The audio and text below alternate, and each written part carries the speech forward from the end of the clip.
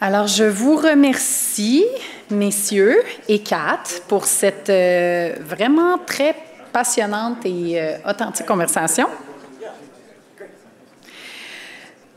Donc, c'était vraiment un plaisir de vous avoir aujourd'hui et on apprécie votre leadership. Avant de passer à l'orateur suivant et au panel, nous allons préparer le terrain et vous laisser prendre une photo avec une autre question de sondage qui devrait s'afficher sur notre écran. Donc, je vous invite à participer en utilisant les codes QR qui sont disponibles un peu partout dans la salle. Donc, la question est la suivante. Pensez-vous que le Canada est sur la bonne voie pour atteindre ses cibles de réduction d'émissions dans le secteur des bâtiments? Donc, nous connaîtrons les résultats au cours du prochain panel. En attendant, j'aimerais inviter notre prochain invité qui est prêt. Monsieur Philippe Adam, président directeur général de Pomerleau, l'une des principales entreprises de construction au Canada dans le domaine des bâtiments durables, des infrastructures et de l'énergie renouvelable. Donc, nous sommes heureux d'accueillir Philippe pour qu'il nous fasse part de ses perspectives de changement et de croissance dans le secteur. Après l'intervention de Philippe, Kate Harlan, chef de projet de recherche atténuation Institut climatique du Canada, nous rejoindra sur scène pour le prochain volet, Verdir les immeubles du Canada. Monsieur Adam, je vous laisse céder la parole.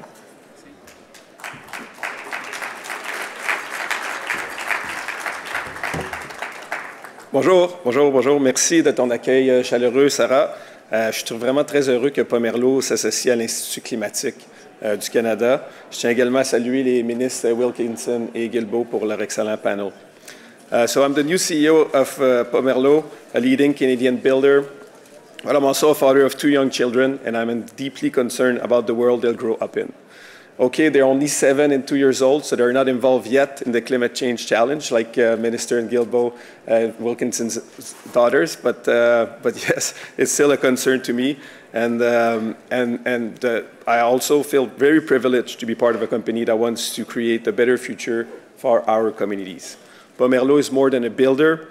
We are into net zero energy buildings, EV battery plants, wind and solar energy projects, public transit projects, and sustainable and social housing. At Pomerleau, we believe we're part of the climate change solution and that we can make a difference. C'est maintenant clair pour tout le monde que les changements climatiques sont la plus grande menace de notre époque. Comme leader canadien de la construction, nous avons une responsabilité et un rôle à jouer.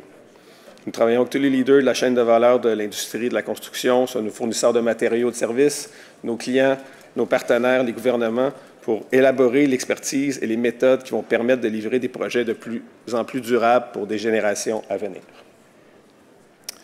That's why at Pomerleau we're committed and we have specific decarbonization projects. By the end of this decade, we'll reduce our Scope 1 and 2 emission by 40%. We'll convert our fleet of vehicle by 2025 to 75% electric. That represents 500 electric vehicles. And since 2020, we've doubled our green building portfolio. It's 63 buildings that are certified sustainable. And we also signed on to the federal government net zero challenge so that we take action today towards 2050. Nous avons récemment travaillé sur des projets de construction durable vraiment intéressants, comme à Montréal, le projet de REM, un projet automatisé de train électrique de 67 km, qui est d'ailleurs un des projets les moins chers en Amérique de ce genre dans les dernières années. We're also in the final stage of the constructing Montreal-Champlain Bridge, where we've recycled close to 300 tons of concrete, steel, and asphalt. In Toronto, we built the country's largest industrial facility for Canada Post to meet national design standard and zero carbon building. And we partner with the private sector to build several new electric battery manufacturing facilities in Quebec, the 3 big ones and more to come. I would also like to say that more and more of our projects are being done in collaboration with Indigenous communities. We still have ways to go and much to learn, but it is a positive transformation for everyone. It's a fact demand for electricity will continue to increase drastically. Canada will need more clean energy solutions, and Pomerleau is playing a major role in the country.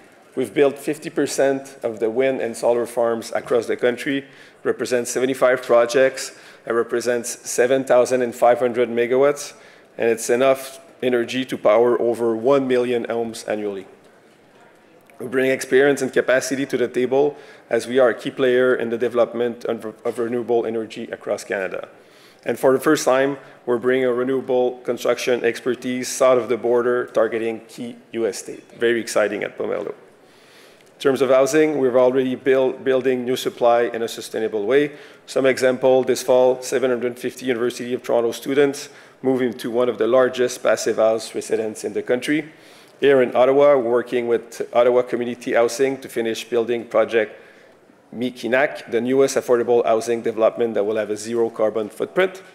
Meanwhile, with our subsidiary ITC, we're building the world's tallest passive house in Vancouver, as well as 4 new social housing in the downtown east side. So there's a lot of announcement around social housing, but Pomelo is building them. And ITC is now poised to do the same in Toronto. And that's why we're so pleased that our newest board member, the Honorable Lisa Raitt, is also co-leading a task force on on housing and climate change, nonetheless. None of what we do is possible without capital from public and private sectors, and this is why we've created Pomelo Capital to invest alongside our client and partners in the projects we are building. In conclusion, embracing renewable energy sources, incorporating smart building designs, and new materials are avenues we're exploring to lead the construction industry in a sustainable era. Together, we can build not just structure and buildings, but a legacy of environmental stewardship that will benefit generations to come. Thank you for your time and enjoying the rest of this very important conference. Thank you.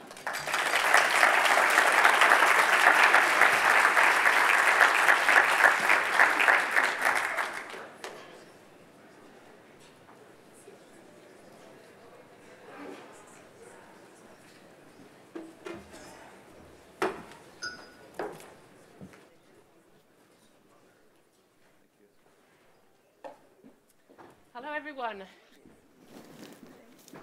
Okay, thank you. Great. Hello, everyone.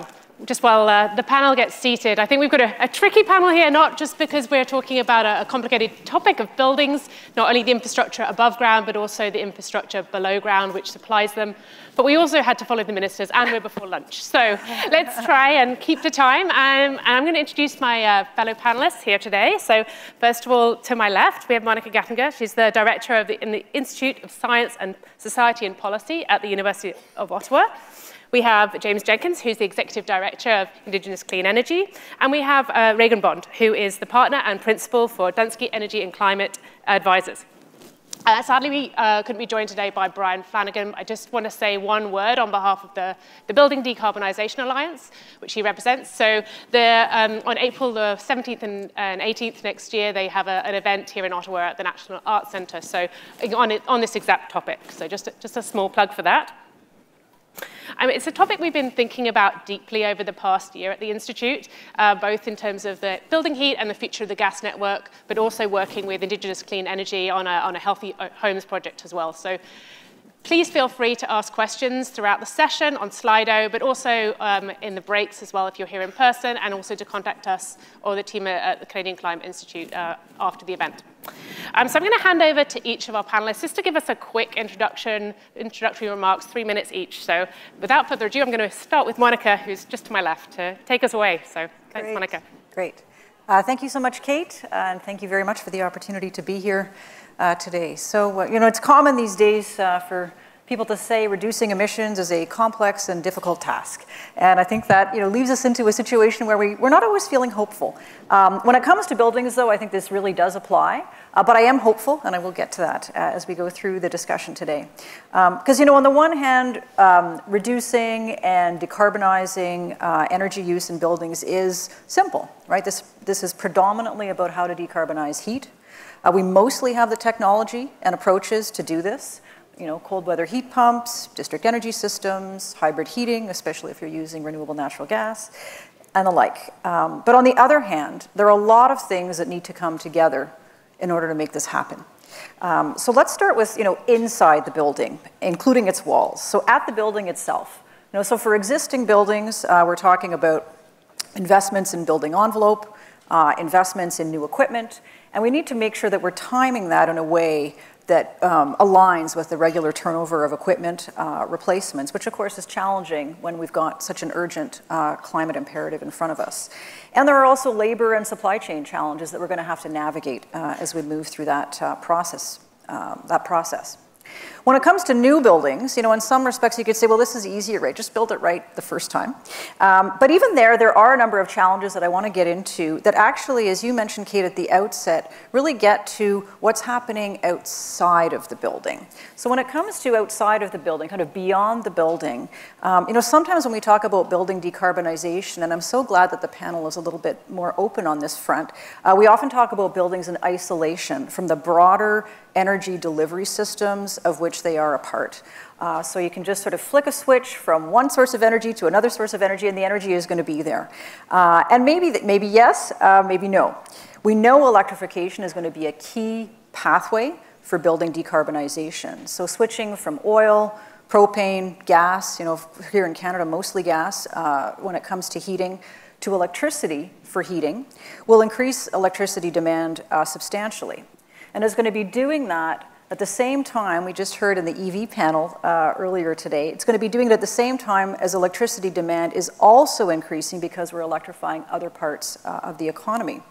It's also going to be done at a time when we know it takes a long time to design, permit, construct new energy projects. So there's a really big, I think of it as kind of a big, hairy question of pacing here.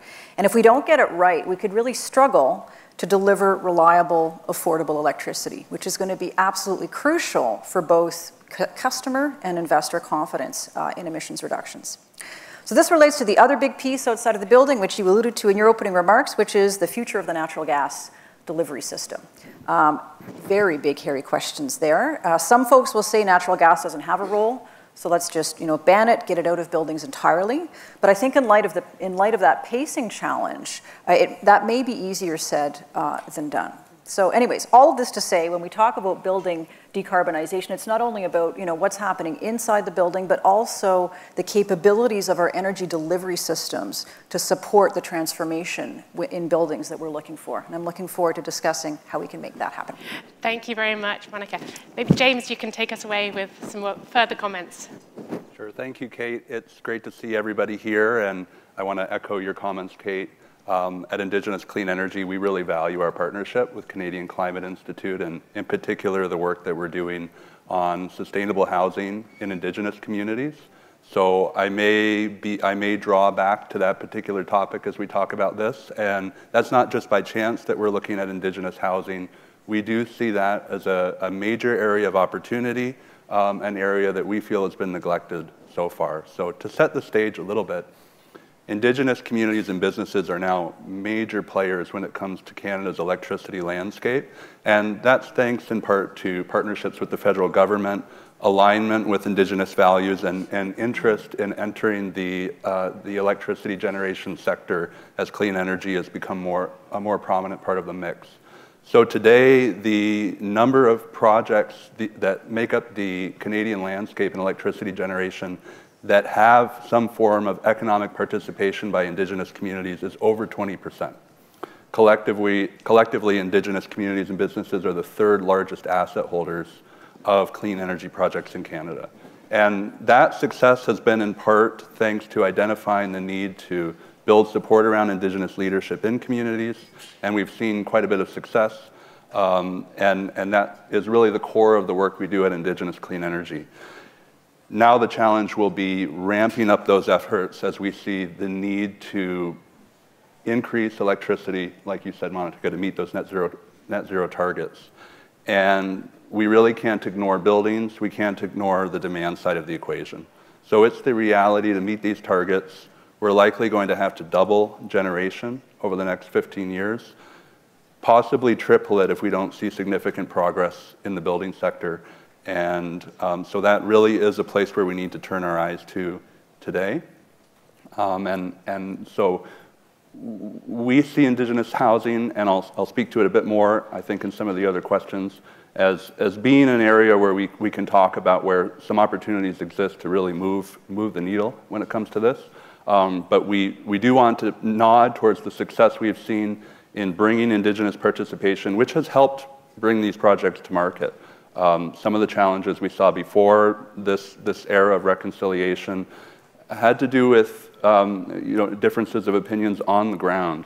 So we want to sustain that momentum when it comes to generation, but we'd like to see that same kind of effort take place on the demand side moving forward. Thank you very much, James. Great. And lastly to Reagan. Thanks, Kate, and that's a great segue into what I think my opening remarks. So great to be here. At Dunsky Energy and Climate Advisors, our mission is to accelerate the clean energy transition, and so buildings are a core part of that. And really our work breaks down in the building space of relevance today into analysis and strategy. So just to give a little concept of where we're coming from and the experience we bring, the analysis side can look from everything from costing retrofits, working with CCI on heat pump analysis, to the Canada Green Building Council on commercial deep energy retrofits, or helping utilities understand when heating electrification will happen, how fast will it happen, and what will those impacts look like on the grid. And of course, analysis is great, but action is better, in my view. And so our other part of our business is strategy, and that's really all about the policies, plans, and programs to harness that potential. And that's the area I work in. And I'm really glad today, so far, the conversation, I've heard a lot about the implementation side, so really less debate about if, should, but how. And so that's certainly music to my ears, and so I'm excited to get into that.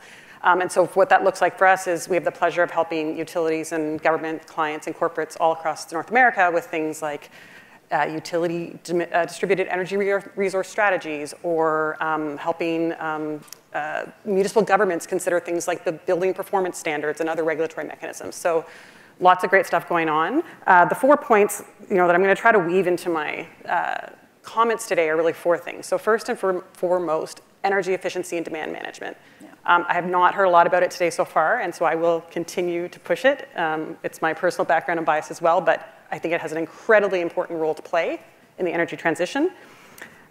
Second is our overall approach to market transformation, how we're transforming our buildings and the way we move and operate. I contend that we need to shift the way we're viewing market transformation from a carrots and sticks approach to what I call a stakes and support, and I can elaborate on that later.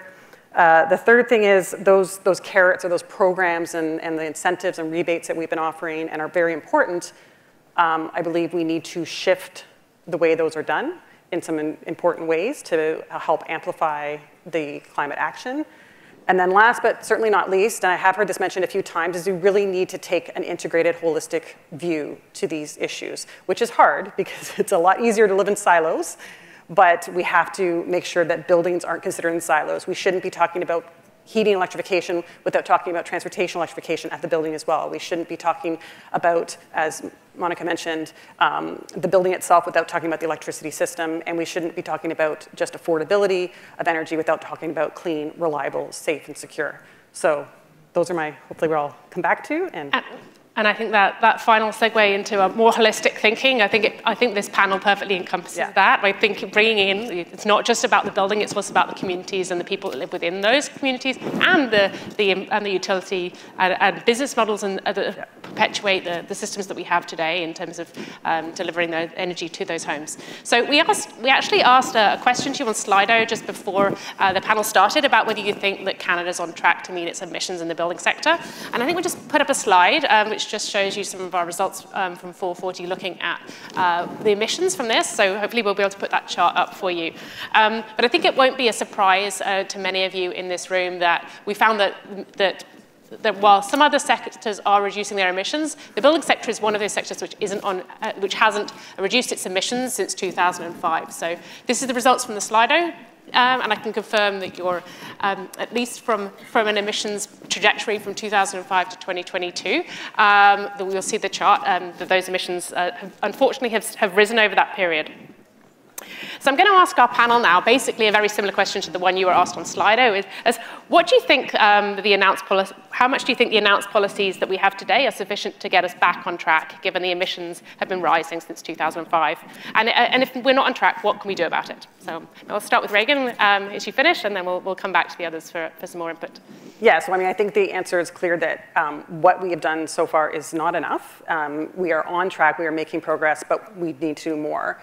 And so specifically, I look at it at 3 things. So we need acceleration, we need amplification of programs, but not duplication, and then we need integration. And so, acceleration, we need to do more quicker. I think the policy announcements are on track to get us there if implemented in a timely way. So that's the big challenge.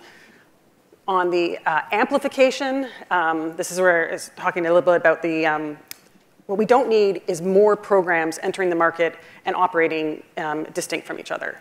We have a lot of existing infrastructure, and here's where I'll make a plug for utilities and utility-regulated energy efficiency programs, which have been in existence for decades across Canada in most jurisdictions. And North American-wide, this is a $10 billion a year industry of ratepayer, electricity and natural gas rate-funded programs. There is infrastructure, incredible infrastructure that exists today working with homes and businesses to get them to change their behavior.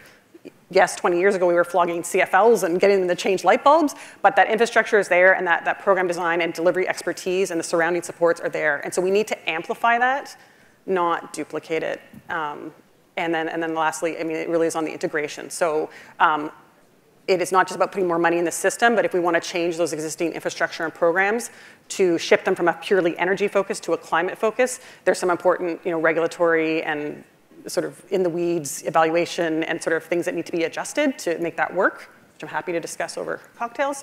But yeah, so I think that would be my take. Yeah.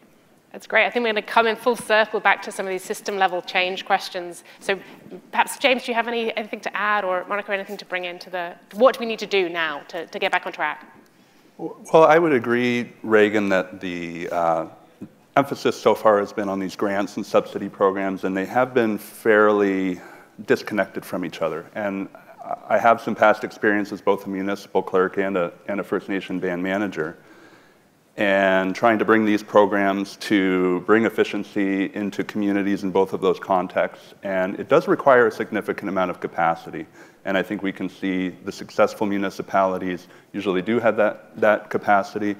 When you get into a situation like a smaller municipality or a First Nation, sometimes that capacity really isn't there, and the constellation and choices for subsidizing retrofits or new sustainable buildings can be a barrier, and it's difficult to see that at a high level.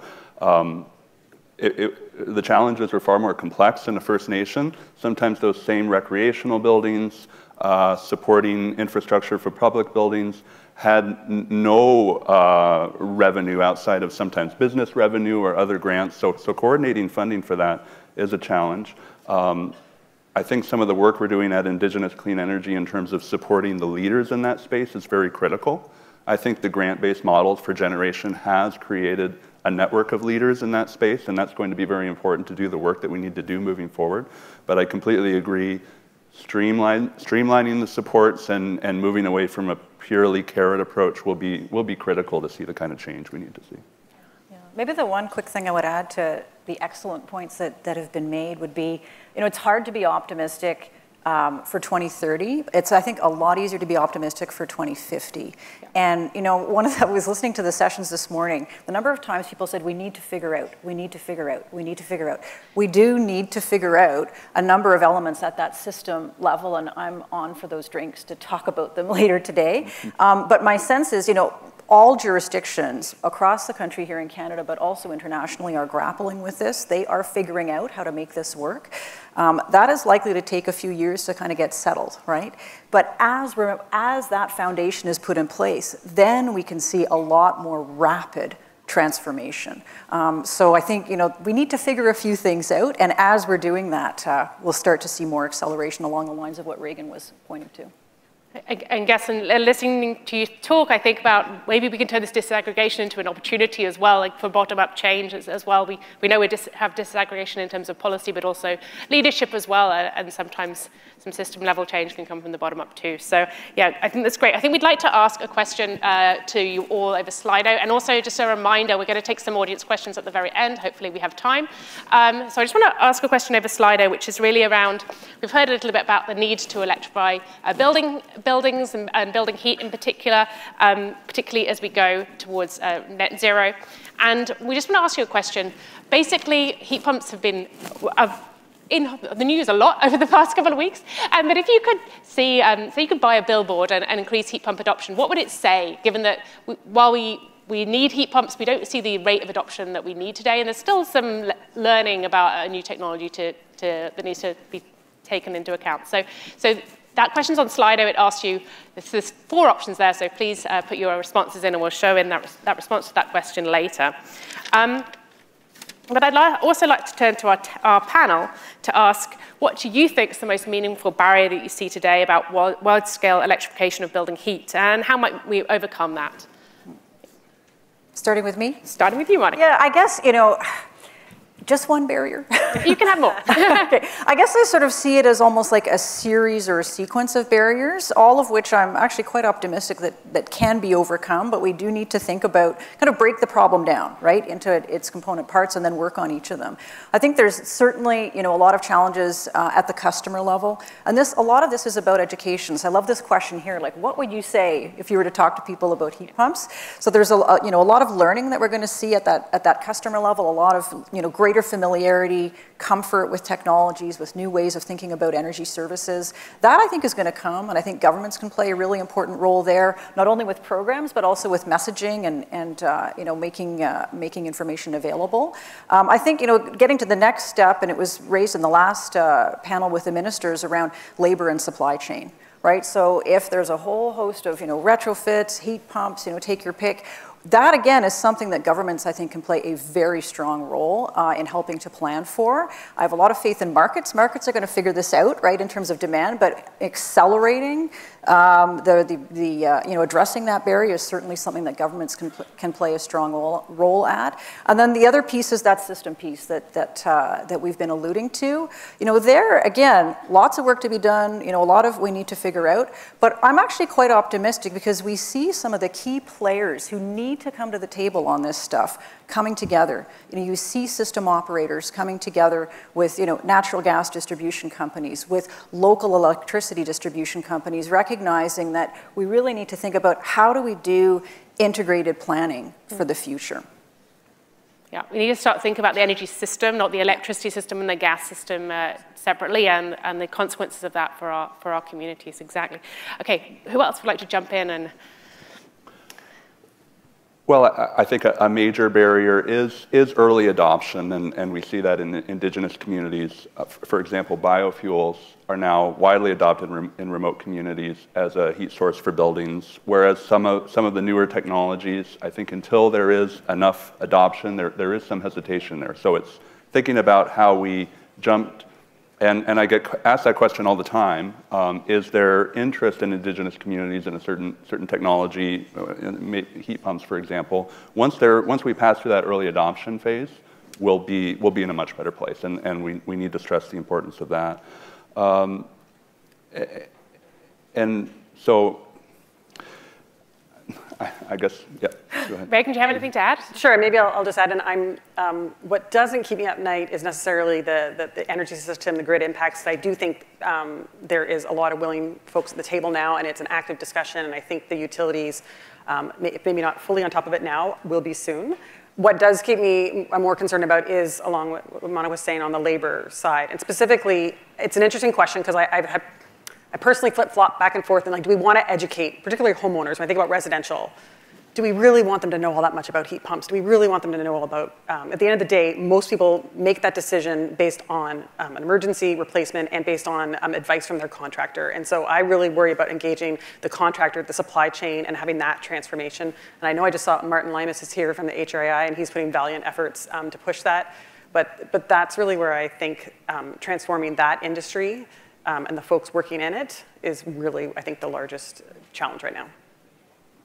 So, Monica, I wanted to touch on something you said. I do think solving the problems in the commercial sector and in the industrial sector look more challenging today than the residential sector, because we already have a mix of heat sources. Mm-hmm. We're already talking about adoption.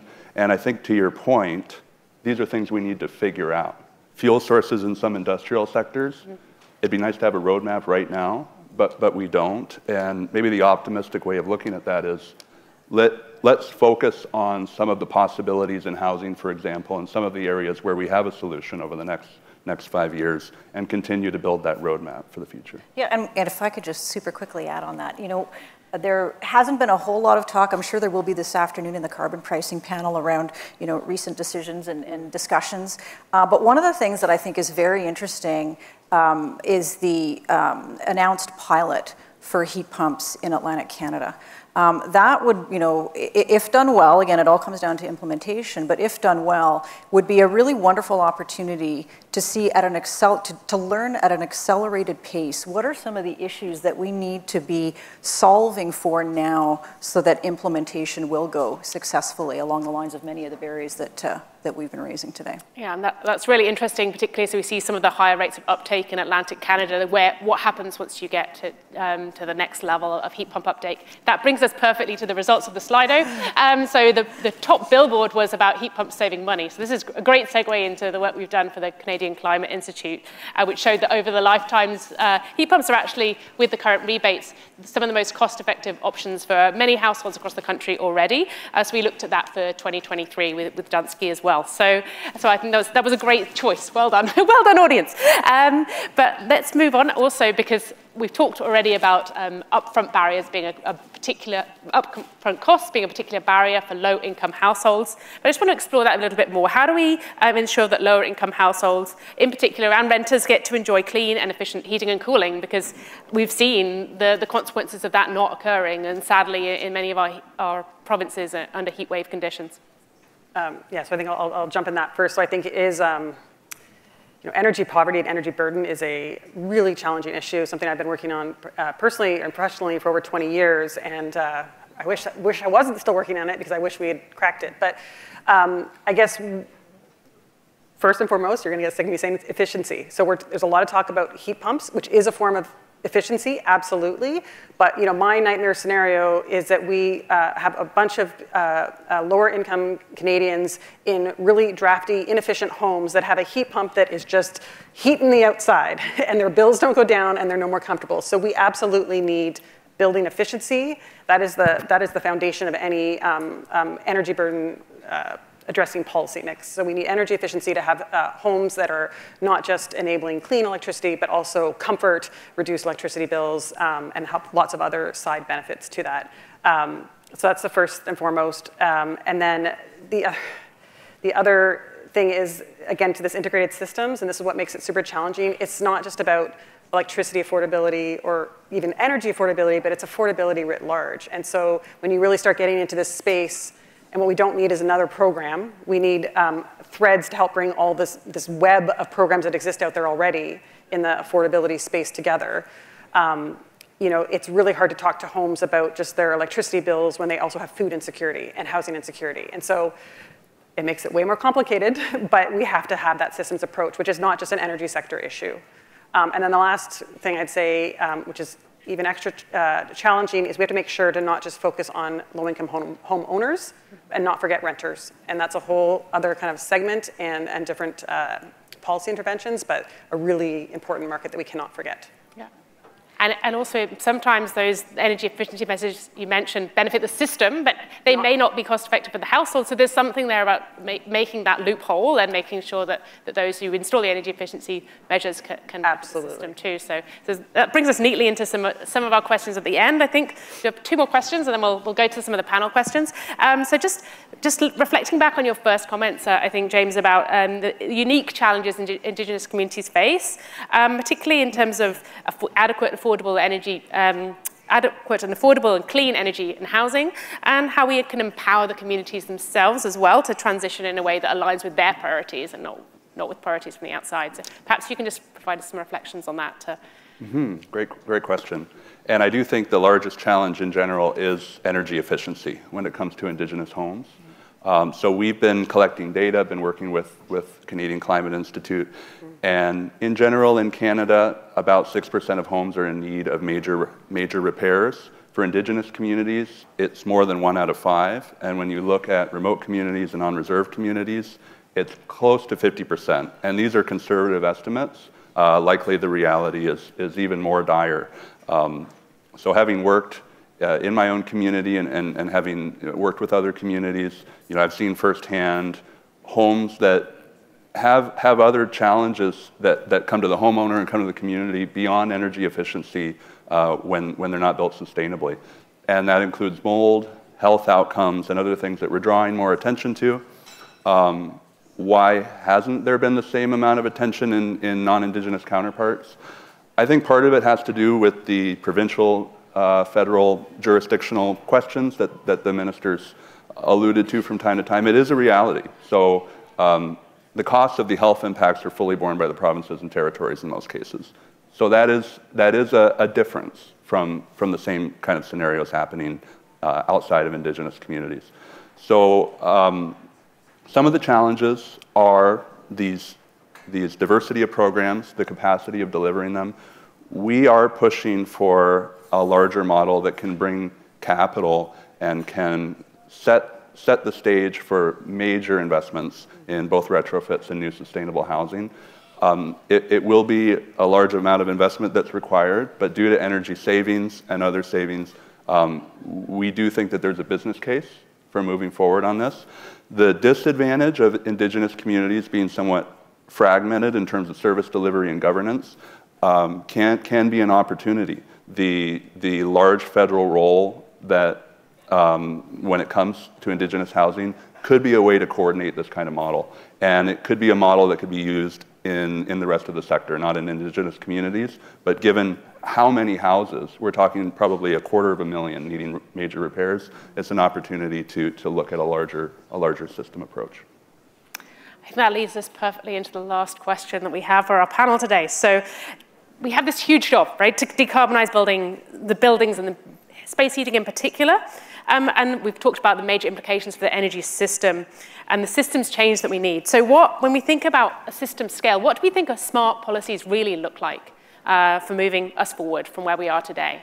So Monica, you can start us off, and we'll go to the rest of the panel. I guess I think about it in terms of place-based, energy place-based decisions. Energy looks different across the country.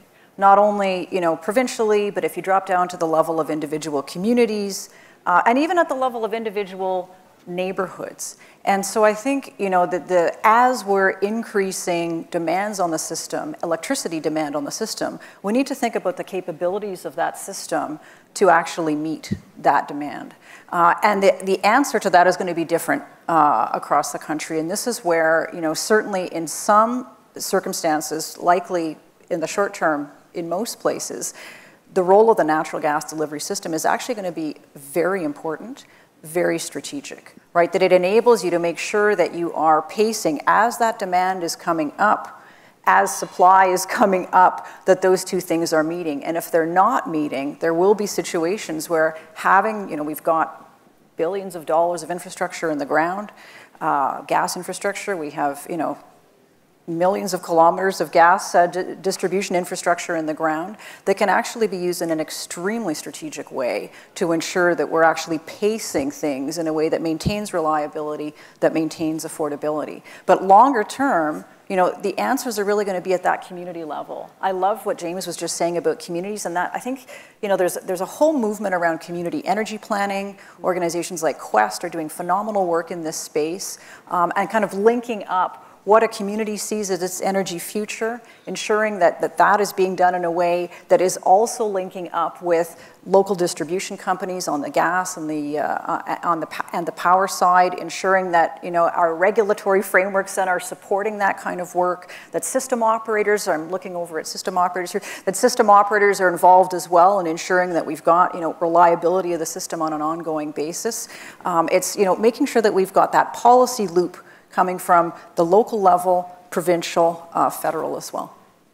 And that's a great segue. So maybe James Reagan, why don't we continue? Well, I think talking about the building sector does drive home that we do need to start turning our minds to microgrids, smart grids, and other ways to think about the distribution of energy. And we see that in some municipalities that are capturing heat from water and wastewater, and some of the remote communities using forestry residue and other products to heat buildings. And we certainly haven't been operating in that kind of mindset, and it will be a large adjustment for us. But But I think more than anything, when we look at how we heat buildings, how we start to move into the commercial and industrial spaces, we'll have to start looking at these community-based approaches. And so far, we have a large amount of capacity through community energy planning that's been taking place with quite a bit of attention from the provinces and the federal government.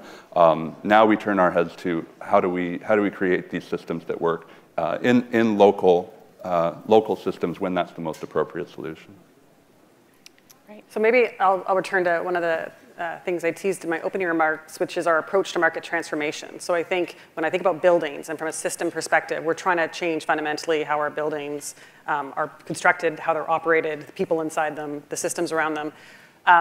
Traditionally, market transformation approach, again, somewhat from an energy efficiency lens, the theory has been R&D, sort of innovation, test new technologies, then you go up your S-curve with incentives and sort of carrots and bribe the market to get them to like it, and then they come in at the back end with codes and standards and sort of lock it in so that you don't backtrack. And it's been that carrots and codes and standards and regulations have been were almost the threat of, we're going to try to get you to want to do this, but if not, it's going to come in later. And honestly, I think what I say now, at the beginning I said we have to move from carrots and sticks to stakes and support. So I see codes and standards as not a stick anymore, but we have to put a stake in the ground and say this is where we need to be on an outcome basis to get to net zero. And then what we need that is compliance support and programs to support that transition. Not to bribe people, but to support all of the different facets of industry and society to make that transition. But I think it's, I really do think we're seeing there is just not the time to get there on a purely voluntary approach anymore. We have to put those stakes in the ground, and then we have to provide the supports to move the industry and everyone, homes, businesses, and all alike towards that. I think that's a perfect segue into our audience questions. So I've just looked at our most popular questions or kind of group of questions, and they're really about navigating this challenge about building decarbonisation while also addressing the question of affordability and the crisis that we have with regards to housing. So perhaps we can just reflect on that as a panel. So another one of those we need to figure out, right? I don't think it's going to be. I don't think it's going to be easy, And a lot of the work that we've done at Positive Energy, we use this way of thinking about sort of people and what people want, and they wear different hats, right? So when we do a ton of public opinion polling, when people wear their hat as a citizen, they want climate action, right? They're very ambitious on climate. When they put on their hat as a consumer, affordability and reliability of energy starts to come, closer to the top. And when they put on their hat as a community member, sometimes they see things differently as well in terms of what kind of community do I want to live in? Am I comfortable with different kinds of energy infrastructure? And I think the key on these, really challenging questions is how do we develop policy that will actually align, if people can wear all three of those hats at the same time and it points in the right direction in terms of emissions reductions, reliability, affordability, and the kinds of communities that we want to live in and we want to see. There was a comment when the ministers were sitting here about more investment coming into Canada, and that's true. And just one of the reasons for that is the reconciliation agenda and a real commitment to that we don't see in other developing countries. So there is an opportunity to try to draw investment for some of these solutions in order to help the lives of people on the ground. And I think that's what we're pushing for more than anything. At the end of the day, it will be more feasible to try to mobilize that kind of capital to see the savings in the long term and try to avoid as much as we can to put that onus on the homeowner who's already struggling. And that's just a reality. So trying to keep our focus on those long-term solutions while keeping local flexibility intact. Yeah, maybe I just add, I think we did hear a few times today that I think the previously dichotomy of affordability or climate is starting to go away. And so I'm really pleased to see that, whether it was on electric vehicles or on heat pumps, we're seeing that there is a lot of evidence to suggest that those two things, in fact, will go hand in hand.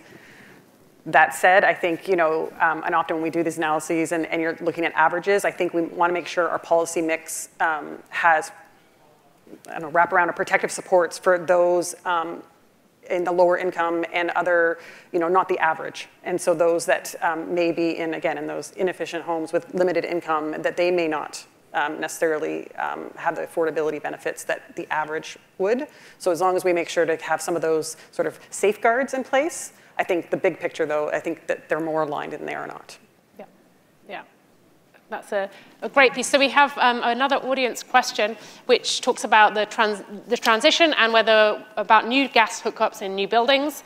So we've seen other countries banning new gas hookups. So what about that in a Canadian context, particularly with regards to new construction? Yeah. I think, again, it comes down to a place-based analysis, right? We are seeing, a number of jurisdictions in the United States. There are now bans on bans. We are seeing, even here in Canada, situations where electricity system providers say, wait a minute, I can't provide all of the energy that's going to be needed. So it's really coming down to, I think, the capabilities of that energy delivery system, whether on the gas side or on the electricity side, really at a community by community level. And so that it's planning. Right? It's coming down to planning, ensuring that the decisions that we're making will actually be giving us the results and the outcomes that we want. And in many instances, yes, that will work. In other instances, I think a really careful analysis might suggest that in the short term, that could actually put a lot of stress on other parts of the system that it's not quite got the capabilities for yet. Yeah, it's expanding those planning horizons out so that we're looking out to 2050 well, as well. And breaking down some of those silos, right? So you say, okay, fine, you want to do a gas ban, but that might mean take the pacing a little bit slower in another part of the system to enable the delivery system to support that. Right. Okay, we have one more question here, which is about retrofitting existing buildings and the cost that will incur. So we heard earlier that Minister Gubo noticed that there's not enough government money to retrofit the buildings we need. So what about finance tools? What can we do to address that without just relying solely on government money and government subsidy? Yeah. I think you alluded to that already, James. I think given the Indigenous partnerships that are already in place in clean energy, energy efficiency, it's a no-brainer to try to mobilize the capital that's sitting at our doorstep saying we want to be part of this economic reconciliation that Canada's talking about. How can we be part of it? So I think there's the ability to channel some of that capital, and that's happening on a small scale already. There are already some smaller capital funds like Raven Capital that are making larger building projects possible by mobilizing that kind of capital. So I think it's a matter of scaling it up and ensuring that federal and other government programs are compatible with that approach. Great. So maybe if I can just, a couple of thoughts. I think there is a lot of financing mechanisms available in Canada now. We've seen a lot over the past few years. And I think there's a bit of an important distinction between, again, residential and non-residential buildings here. So certainly we've seen, I think you've seen a really rapid growth and some success with the Canada Infrastructure Bank and also some of the FCM programs. And so we are seeing that help. Again, on the individual homeowner basis, we have several jurisdictions have PACE financing, finance your property tax bills, but they have frankly seen really small uptake.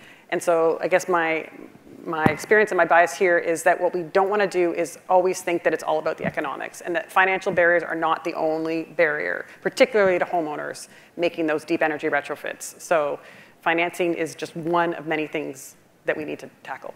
Okay, so we've got 4 seconds left before lunch. So I'm just going to recap a couple of things we heard. I think we heard we have the tools we need to decarbonize building heat from a technology perspective, but we have a lot of work to do at a systems level to think about how that works, how that's sequenced, and what the impacts are along the way.